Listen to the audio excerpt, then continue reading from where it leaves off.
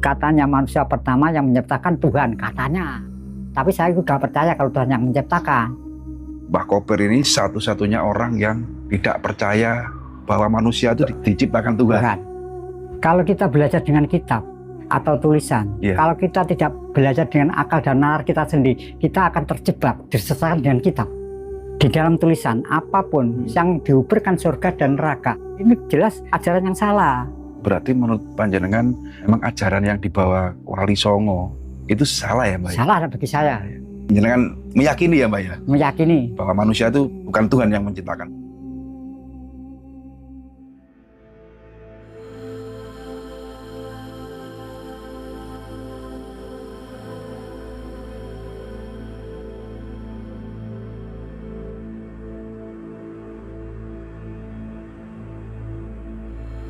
Kita sudah sampai di lokasi yang dimana punden atau tempat keramat ini berada di jauh dari pemukiman.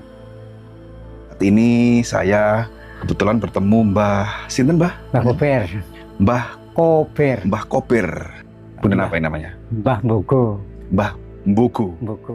Yang alamannya itu di desa Senjayan. Senjayan, Kecamatan Gondang. Gondang, Kabupaten Nganjuk. Nganjuk, Jawa Timur. Jawa Timur. Oke Mbah, kedatangan kami hari ini memang sengaja ingin menguri-nguri sebuah tempat peninggalan atau tempat di mana leluhur kita dulu pernah berada di sini, entah itu bertapa, entah meditasi atau apa, nanti bisa jangan sampaikan. Kenapa kok disebut Punden Mbah Mbogo? Sejarahnya disebut Punden Mbah Mbogo. Mbogo kan tempat, dari tempat pemujaan waktu dulu babat di Desa Senjayan. Dan namanya di sini kan Punden Mbogo. Jadi tempat pemujaan atau mengheningkan cipta. Tempat meditasi. Meditasi. Babat Desa Senjayan pertama. Leluhur yang membabat Desa Sanjayan ini. Iya, namanya Mbah Mbogo. Mbah Mbogo itu. Ya. Beliau itu orang dari kerajaan kah atau orang dari mana atau orang apa gitu? Nah, menurut dari Mbah Mbogo sendiri itu tidak mau dikatakan dari anak raja maupun anak pendeta. Lahir di Senjayan, ya di Senjayan. Tidak mau dikatakan di mana-mana. Beliau itu orang yang pertama membuka pendiri dari Desa Sanjayan. Pendiri Desa Sanjayan juga yang membuat nama Desa Sanjayan. Yang membuat Desa Sanjayan. Tentang asal usul, beliau tidak mau disebutkan asalnya dari mana gitu ya. Saya asli putra Sanjayan kan gitu. Jenengan sudah lama Mbah memelihara atau merawat punden ini? Ya ini dulu kan nggak ada juru kunci ya. Ini kan niat saya sendiri. Tanpa ditunjuk sama kepala desa. Saya mempunyai niat tinggalan nenek moyang wajib kita rawat. Ini pro dan kontra dulu sama warga Desa Senjayan. Dulu kan ini seperti hutan, sekarang kan padang. Jadi nggak ada orang yang berani masuk sini. Angker gitu Mbah? Ya angker, juga wingit lah kata orang Jawa, wingit. Itu ada kayu, termasuk tidak berani orang mengambil. Pohon ya sampai sekarang. Pohon apa Mbah itu Mbah? Pohon apa saja kalau di sini nggak ada orang berani di desa kita. Mungkin orang luar juga tidak berani. Pohon apapun yang ada di area sekitar punden ini, tak seorang pun berani untuk mengambilnya. Iya sampai sekarang. Sampai sekarang. Pernah nggak ada kejadian orang waktu mengambil pohon yang ada di sini mengalami suatu hal mistis gitu Mbah? Tidak mengalami, langsung dikembalikan lagi. Disuruh kembalikan ke sini. Sama gaibnya sini. Ya sampai sekarang nggak berani. Sudah diberi peringatan. Sudah diberi peringatan. Di area punden ini kan banyak sekali ornamen atau relief ya Mbak ya. Buaya putih juga ada. Intinya patung ular lah. Ada nggak sejarah dari tempat ini? Kenapa sampai ada patung ular itu Mbak? Yang pertama ini tuh kan termasuk ular yang satunya itu kan menurut Mbah Punden sini itu ular bumi untuk kesuburan ibu bumi lah, kesuburan orang-orang tani. Ini kan termasuk ular weling ya. Ular weling itu kan tandanya harus manusia itu kan harus ingat tinggalan nenek moyang kita, jangan sampai dibiarkan begitu saja lah. Harus eling. Ya harus eling, ingat sama pendiri desa. Leluhur. Ya leluhur. Tapi memang benar ada sosok ular nyata yang ada di sini, weling dan ular bumi itu. Ada. Ada nyatanya. Ada nyata, sering warga sini ditemui sampai sekarang pun. Kadang-kadang itu siang. Itu besar kok. Ularnya itu Besar. sangat besar. Besar. Mungkin kelapa itu. Kelapa. Iya. Ular Besar. weling sebesar pohon kelapa. Pohon kelapa. Berarti bukan ular nyata, Mbak. Ular gaib. itu ular itu, Mbak. gaib. Tahu saya, Mbak, mohon maaf ya. Ular weling itu kan kecil, Kecil. nggak bisa besar. Tapi yang jenengan sampaikan di sini sering muncul ular weling yang besarnya sebesar pohon kelapa. Itu berarti kan bukan ular biasa, ular gaib. kan? Ular gaib. Sering muncul di hadapan warga. Berarti tempat ini memang dijaga ular ya, Mbak? Ular ya. Gaib ya. Intinya ular. Ini kan ada juga patung buaya. Ada sejarahnya juga? Patung buaya ini kan pendiri desa Senjayan kedua. Ini juga tidak mau dikatakan dari mana-mana. Jayan, ya Jayan gitu. Beliau tidak mau dikatakan orang pendatang. Ya nggak mau. Mau gitu ya. Ya. Jenengan sendiri pernah nggak dijumpai perwujudan nyata dari kedua orang yang jenengan sampaikan tadi? 2 orang atau berapa orang pendiri desa ini, Mbak? 5, itu kan ada. Di situ ada berapa itu? 1 Ratu Gombel, Ya, Bajul Putih, Mbah Kaji Sulaiman, Mbah Janji, Mbah Sono Grung. 5 orang, Mbak, pendiri desa ini. 345 itu pendatang. Kalau yang Ratu Gombel, Mbak? Yang Ratu Gombel itu kan termasuk asli dari desa Senjayan sendiri. Yang mendirikan desa Termasuk Bajul Putih itu. Baju Putih kedua, termasuk Baju Putih kedua. Kedua. Jadi bapak kedua. Jadi untuk imbangan bapak desa. Dari kelima nama-nama yang ada di sini, pernah nggak jenengan ditemui wujud dalam gaib kah, dalam semedi kah, dalam ritual atau dalam mimpi? Pertama dulu ya, waktu saya di sini masih gimana ya, bujang kecil lah, masih kalau Joko umur sekitar 15 tahun lah. Iya. Itu sering bermimpi ketemu. Tahun berapa itu? Sekitar tahun 1976-an lah. 76 itu jenengan masih berjaga, masih Ya, bijak. tapi baca kecil lah. Iya. Dalam mimpi tadi pesan untuk menjaga atau merawat tempat ini gitu. Enggak, jadi saya punya niat sendiri. Ini saya lihat banyak sekali perdupaan, Mbak. Nah, identik dengan orang yang ritual kan gitu. Berarti tempat ini sering didatangi orang untuk tujuan ritual. Ya, sering. Orang dari mana saja itu, Mbak? Mungkin ada dari Bali, mungkin ada dari Jombang, Madiun, juga wilayah Nganjuk lah. Terus tujuan mereka ke sini untuk apa? Tujuannya yang utama itu keselamatan dari semua keluarga. Kalau sudah keselamatan, apa yang keluhan, kalau memang sini bisa memberi petunjuk, pasti diberi. Misalkan ada kesulitan apapun. Tapi kalau tentang rezeki, kalau nggak kerja kan nggak bisa. Betul. Tak kecuali itu orang berusaha, nanti minta restu di sini, mungkin bisa lancar lah. Misalnya orang sakit, orang sakit juga begitu. Baru ini, kemarin itu kan patah tulang. Ya juga di desa kita sendiri Senjayan. Itu kan minta bantuan saya minta bantuan dari Pak Punden, akhirnya patahnya cepat bersambung tulangnya itu. Akhirnya selamatan di sini. Patah tulang, karena kecelakaan. Ya, itu cewek itu, kecelakaan, sudah motor.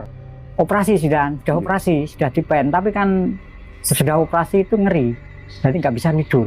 Nggak bisa tidur? Nggak bisa tidur, langsung datang ke rumah saya, minta petunjuk gimana lah. Hampir cepat bisa sembuh. Akhirnya saya minta bantuan dari Mbak Bun sini. Sembuh? Sembuh. Sampai sekarang sembuh? Sampai sekarang. Baru kemarin itu selamatan. Setelah usaha di rumah sakit ternyata nggak sembuh-sembuh, bahkan ada efek nggak bisa tidur. Dengan bantu, dengan berdoa di sini minta kesembuhan, akhirnya sembuh. Alhamdulillah sembuh. Iya. Berarti memang intinya Punden ini, leluhur yang bersemayam di sini itu untuk keselamatan. Ya, untuk keluarga, untuk kesembuhan dari penyakit. Ya. Bukan untuk pesugihan. Bukan.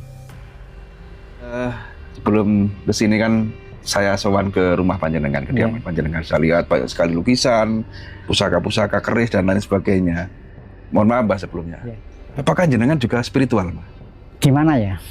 Nah, kata-kata dukun itu kan kata-kata Jawa ya. Kata-kata Jawa itu kan ada 2 unsur. Unsur pertama itu dukun, unsur kedua itu penolong. Kita bukan dukun, tapi kita suka menolong orang. Tapi orang yang minta tolong, bukan saya menolong. Jadi orang datang ke rumah saya minta tolong, baru kita tolong. Itu tentang penyakit gitu. Tentang penyakit? Iya. Apa saja yang mampu jenengan tolong dari penyakit orang yang datang ke rumah jenengan, Mbak? Tapi poinnya aja ya, kan banyak yang kita tolong. Kalau di desa kita sendiri, itu ada namanya Nur suaminya seger itu penyakit kelenjar getah bening. Itu sudah divonis dokter, tidak bisa diobati, katanya darahnya sudah bercampur racun. Nah itu apa ya, disuruh operasi 60 juta tapi tidak menjamin. Akhirnya datang ke rumah saya beri saran, kalau kamu ingin sembuh, pengobatan itu kan tidak sekali kontan bisa sembuh, kan perlu proses. Akhirnya 1 bulan persis sembuh sampai sekarang. Kalau nggak percaya bisa dicek di rumahnya. Sembuh total, Mbak? Total sampai sekarang. Itu kelenjar getah bening yang sulit diobati. Dokter sendiri sudah memvonis tidak bisa diobati. Iya. Jenengan tolong, alhamdulillah sembuh. Sembuh. Cara pengobatan panjenengan dengan media apa, Mbak? Suwuk sembur atau dengan susu atau dengan terapi pijat? Cukup dari air putih. Saya minta tolong 4 kekuatan rahasia yang dinamakan 1 kekuatan Yang Maha Agung, 2 kekuatan Ibu Bumi, 3 kekuatan Bapa Alam, 4 kekuatan waktu. Semua ini kan punya bidang sendiri-sendiri. Kita cukup minta restu. Katanya manusia pertama yang menciptakan Tuhan, katanya. Tapi saya sudah percaya kalau Tuhan yang menciptakan. Tapi umumnya kan begitu. Ya, yang kedua, saya harus minta Ibu Bumi, tolonglah. Semoga air ini bisa menjadi obat sesuai dengan penyakit yang ada di organ manusia. Nah, dasarnya apa kita minta restu kepada Ibu Bumi? Ibu Bumi itulah sumber segala-galanya kehidupan segala makhluk hidup. Wajib kita minta tolong. Yang ketiga itu Bapa Alam. Nah, Bapa Alam itu kan yang menyatat perbuatan manusia jelek maupun baik. Kalau kita sudah sandar kepada Bapa Alam, saya bisa melihat bisa disembuhkan atau tidak saya tahu. Ya, yang terakhir ya, termasuk yang waktu. Nah, yang waktu itu kan proses. Jadi untuk menentukan kesembuhan, maka penyakit sekali kontan sembuh nggak mungkin. Jadi harus nunggu waktu. Itu sajalah. Cukup 4 kekuatan ini saya bisa mengobati segala macam penyakit. Kalau diceritakan banyak. Ini 1 kali ya saya ceritakan. Kalau nggak percaya bisa dicek. Ini dari Kediri ya. Itu sakitnya pipisnya darah sama madaran di Korea. Suruh saya buka air putih di sana. 1 minggu sembuh. Padahal orangnya tidak datang langsung. Ya nggak langsung. Lewat online ya? Ya lewat online. WA atau telepon gitu? Telepon. Itu bisa sembuh? Ya itu yang datang ke rumah saya itu istrinya yang datang minta tolong. Itulah. Gara-gara apa kok minta tolong dulu, itu kan penyalur TKI. Punya pasien akan pergi ke Hong Kong, itu kan ada amandel, disuruh PT untuk operasi. Minum 1 air 1 botol, hilang kok amandel itu. Ya itu baru yakin percaya. Kok bisa, Mbah? Buktinya bisa gitu. Oh, awalnya mengetahui panjenengan bisa mengobati penyakit itu dari itu yang sakit amandel itu. Ya, istrinya kan pengantar gitu loh. Penyalur TKI itu. Penyalur tenaga kerja Indonesia nggih. Ya, itu kan ada penyakit amandel lah. Iya. Saya tadi mohon maaf, mungkin saya yang salah dengar. Dari keempat kepercayaan yang jenengan percayai, kekuatan dari alam dan lain sebagainya. Tadi awal, entah ini pendengaran saya yang salah. Semua itu bukan Tuhan yang menciptakan. Kalau manusia itu yang menurut dari nenek moyang, itu kan yang menciptakan manusia kan Tuhan, iya kan? Itu katanya. Tapi jenengan nggak percaya. Jenengan nggak percaya kalau manusia itu Tuhan yang menciptakan. Nggak percaya. Yang menciptakan Tuhan ya keempat unsur yang jenengan sebut tadi. Iya. Nanti barangkali orang yang nggak paham ya kan. Kalau saya ngomong Mbak Koper. Mbak Koper ini satu-satunya orang yang tidak percaya, bukan tidak percaya Tuhan, tapi tidak percaya bahwa manusia itu diciptakan Tuhan. Ya kan? Iya. Tapi yang manusia itu yang menciptakan dari unsur alam. Bukan diciptakan Tuhan kan gitu ya. Nanti barangkali ada netizen yang salah terima, nggak bisa nangkep karena ini kan sifatnya ngaji roso. Iya. Banyak sekali yang perlu diartikan untuk orang awam. Loh, Mbah Kober kok gak percaya Tuhan? Berarti wong murtad, wong kafir kan gitu. Pasti kan ada omongan seperti itu, Mbah. Saya kan sering berkata di TikTok. Gimana? Kalau kita belajar dengan kitab atau tulisan, kalau kita tidak belajar dengan akal dan nalar kita sendiri, kita akan terjebak, tersesat dengan kitab. Kita ambil sebagai contoh. Di dalam tulisan apapun yang diuberkan surga dan neraka. Betul. Tapi faktanya kan nggak dijalani. Kan itu kan. Kalau kita punya akal, nalar, dan pikiran tidak dijalankan, akhirnya kita nol. Jadi apa dari tulisan? Berpedoman kitab. Iya. Yang kitab itu isinya tulisan. Iya, tulisan. Yang mengarahkan. Kalau kita mengatakan orang itu musyrik, itulah poinnya kan gitu. Kata orang itu musyrik, itu kan kata tulisan. Kata tulisannya. Iya, itu bukan kata Tuhan. Kan gitu. Sekarang begini sebagai contoh ya. Ini poin saja ya. Ini bagi satu kenang-kenangan. Saya ingin tanya, jawab ya dengan benar ya. Datangnya 8 wali ke tanah Jawa, menurutmu itu baik apa jelek? Saya ini kan orang awam, Mbak. Ya. Saya kalau untuk ngaji sampai sejeru itu mungkin dereng lutut, kan gitu ya. Tahu dasarnya aja bahwa Wali Songo itu membawa wali 8 dulu, 8. Ya, yang pertama 8, bukan 9. Menyiarkan ajaran agama Islam yang diajarkan Kanjeng Nabi Muhammad. Ya, itu katanya. Nah, 9 wali itu menyebarkan agama, biar agama komandang di seluruh dunia itu baik. Tapi caranya menyebarnya yang jelek ya. Dasarnya apa? Sekarang gini aja faktanya. Ya. Sunan Kalijogo dan Patah. Patah ini kan juga termasuk warga negara Indonesia, warga Nusantara kan. Raden Patah. Iya, Raden Patah kan anak Ratu Majapahit. Sekarang gini saja, anak disuruh merangi sama 8 wali atau 9 wali tambah 1 Sunan Kalijaga untuk memerangi bapaknya Kerajaan Majapahit. Itu dosa apa enggak? Kalau ini anak disuruh merangi bapak dan ibu dengan saudaranya, ini yang menyuruh siapa? Wali.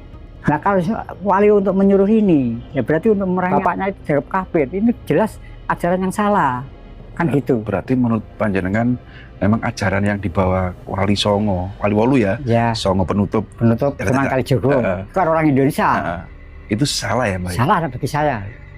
Karena beliau-beliau itu mencontohkan hal yang tidak baik. Tidak baik. Nah, caranya menembah baik. Ya. Mengakui Allah sembahan itu jempol, tapi caranya yang salah. Untuk meruntuhkan Kerajaan Majapahit itu gimana? Berarti sifatnya yang tidak baik. Yang ya memang benar itulah sifatnya yang tidak baik. Mbak Kober, jenengan Muslim kan nih? Nah, katanya Muslim, tapi Muslim. Ya. Kalau kepercayaan? Jawa. Ya. Kapitayan. Ya. Jadi Mbah Kober ini bukan berarti apa ya orang yang benci Islam karena ajarannya, bukan ya. Tapi beliau itu mempunyai suatu argumen atau prinsip, satu-satunya orang yang berani bilang loh Mbak jenengan, apa namanya, manusia itu bukan diciptakan Tuhan, kan gitu ya. Ini sangat unik Mbak, sangat unik dan sangat menarik. Biar nanti yang tahu biar komentar, yang nggak tahu biar komentar, kan gitu ya. Tapi jenengan meyakini ya Mbak ya, meyakini bahwa manusia itu bukan Tuhan yang menciptakan, tapi alam gitu ya. Dari 4 unsur tadi. Asli malah 3 unsur. Oh, hanya 3 unsur. Ibu bumi, Bapa alam, yang waktu. Inilah yang proses manusia. Ibu bumi, Bapa alam, yang waktu. Iya. Sebenarnya 3 unsur ini yang menciptakan manusia. Bukan juga Tuhan. Yang menciptakan Tuhan. Juga yang menciptakan Tuhan. Nanti saya buka TikTok saya. Ini luar biasa loh Mbah. Mohon maaf, ini luar biasa karena saya baru mendengar ini kajian yang sangat baru mendengar ini. Jadi Tuhan itu yang menciptakan 3 unsur malahan, ya kan? Dan manusia itu bukan diciptakan Tuhan, ya kan? Kira-kira nggak apa-apa Mbak ini kita angkat di YouTube ya? Mungkin di situ sudah ada, di TikTok. Di TikTok jenengan juga sudah ada. Jenengan sebelum saya konten, sebelum saya rekam, jenengan lebih dulu sudah menyampaikan hal tersebut. Sudah. Berarti kita yang ke sekian kalinya. Oh, berarti nggak apa-apa Bang. Nanti rame loh Mbak ini Mbak, nggak apa-apa rame. Kalau misalnya panjenengan didatangi Mbak, bener sampean yang jenengan omongkan ini, jenengan siap memberi penjelasan ya? Jelas. Ya. Nanti tunggu saja lah ya nanti. Tanggal 14-15 bulan 7, biar nanti disaksikan Kiai Desa Senjayan, juga Kepala Desa Senjayan. Nanti saya ungkap sebenarnya Tuhan dari mana, manusia dari mana. Biar disaksikan banyak orang. Ini sangat menarik. Tanggal berapa Pak? 14 malam 15 bulan 7. Untuk lebih jenengan lebih cetho ya, lebih jelas menyampaikan, bahkan di depan forum ada perangkat desa, ada kepala desa, ada kiai, ada kiai juga. Juga ada. Nanti itu jenengan berani nanti menyampaikan? Berani ya? Berani. Saya hadir Mbak. Ya, oke. Boleh ya? Boleh, oke. Kita liput lagi, kita ingin tahu bagaimana keberanian Mbah Kober menyampaikan suatu kebenaran yang belum diketahui publik. Manusia gitu ya. apalagi ini sudah saya sampaikan di TikTok saya ya. Kalau menurut dari agama manusia kan asalnya dari Hawa dan Adam. Itu kan sejarah Arab, bukan sejarah Jawa. Nah, kalau sejarah Arab mengatakan Hawa dan Adam itu hak dari masyarakat Arab. Kalau misalnya kita ambil sebagai contoh fakta aja ya. Kalau Hawa dan Adam semua di seluruh dunia bahasanya bahasa apa? Bahasa Arab. Nggak ada bahasa Jawa, Cina, India, Jerman, bahasa apa-apa. Nggak ada. Misalnya itu Hawa dan Adam itu. Berarti semua bahasa Indonesia itu di seluruh dunia hanyalah Arab. Pakai logika. Iya. Nanti bisa ketemu. TikToknya apa, Mbak? TikTok namanya TikTok jenengan? Mbah Kober Senjayan. Mbah Kober Sanjayan. Senjayan. Sen apa san? Senjayan. Nah, itu semuanya nanti muncul. Nah, ini pemirsa semuanya, saya kedua ya, bukan yang pertama yang sudah disampaikan Mbah Kober. Ini ternyata yang kesekian kalinya. Ini sangat pemberani sekali Mbah Kober ini. Nanti ini sangat seru sekali ya Mbak ya. Di samping beliau ini merawat sebuah punden yang keramat yang ada di Desa Sanjayan ya.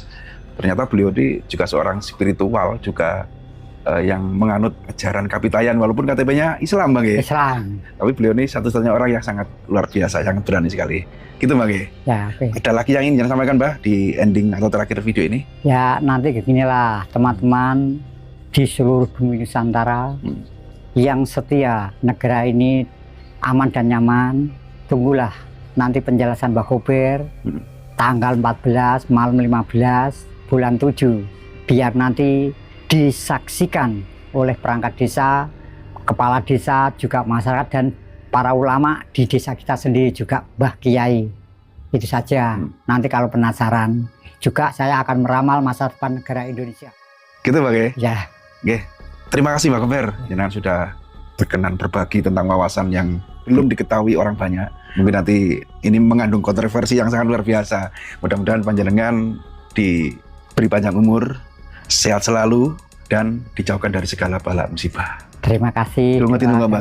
Ya. Oke, terima kasih dari doa teman saya yang setia dengan untuk menjunjung tinggi naluri Jawa. Semoga Gusti Yang Maha Agung, Ibu Bumi, Buku Alam yang waktu, siapa saja yang merintangi untuk melangkah, untuk mewujudkan cita-cita putra tanah Jawa untuk menjunjung tinggi naluri Jawa, memberi keselamatan, kekuatan, segera rezeki, panjang umur. Itu sajalah doa saya. Amin.